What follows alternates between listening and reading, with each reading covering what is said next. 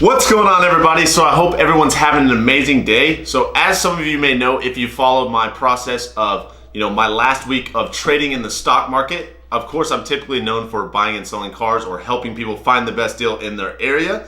But I'm gonna dedicate this video and time talking about my experience when trading with my roommate, Ricky Gutierrez, in the stock market. He is, if some of you guys don't know, he is very, very knowledgeable in the stock market. He invests, he day trades, he swing trades, he does all kinds of stuff, but he's had much success with it. And I just want to share my 2 cents on the process and some pros and cons and things that may benefit you as a new beginner trader, and just my experience just being absolutely 100% right next to him, trying to see how he's trading and adapt my style to his. So on day one, I was super pumped, super excited. I was familiar with Thinkorswim. I've seen him trade it often.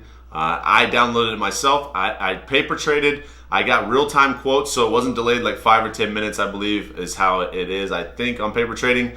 But I was able to get real-time, live, access to the market with using fake money. I didn't want to use real money. I didn't want to jump right in and lose it all. So I just kind of noticed what he was doing, and I was trying to pick up within 1 week on what he was doing, trying to not copy him, but seeing what worked for me. And one surprising thing was that something that worked for him didn't work for me, because the way we are, he's able to hold stuff longer, more comfortably. I was using fake money, guys, and I still was like, oh, no. He would invest in, stocks that, in my eyes, they made sense, and I see why he traded them, but they were too scary still. I was too conservative, and they were still scary, and I was unable to trade them successfully. I would freak out even if the candlestick wasn't closed. It would, I would see it going red, and I would sell out. I would just be like, oh, no.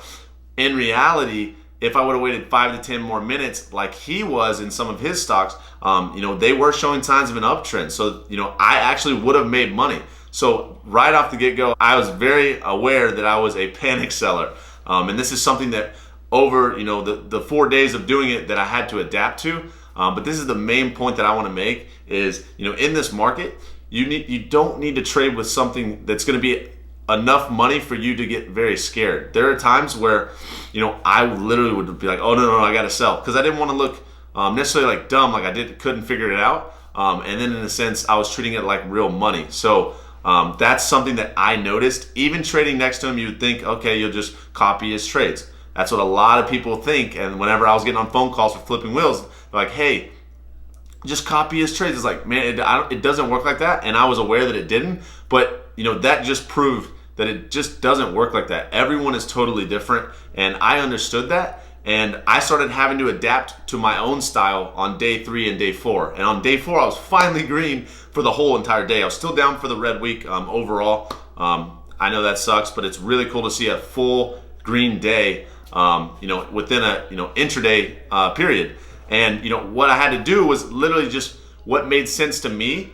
It made sense to him, but it wasn't necessarily his style every time. But it made sense to me, and I started being self-sufficient, and I was relying less on him, and I was understanding the indicators more as we went on, the RSI, the EMA, the VWAP, and I really started to understand it, but I wasn't good at buying dips. Even if it showed oversold, I found out that I wasn't good at that. But finding stocks that are consistently just gradually going up, nothing crazy, no huge crazy pushes, and just investing and making 1%. And I was happy as can be with just making 0.5%. I was happy. I was just trying to enter and exit green. I didn't care if it was $1, $9, or $900. I just wanted to exit green. So what I want you guys to take away from this, if this video helps at all, is every style is different. I sat right next to in my eyes, one of the best traders, around, especially on YouTube.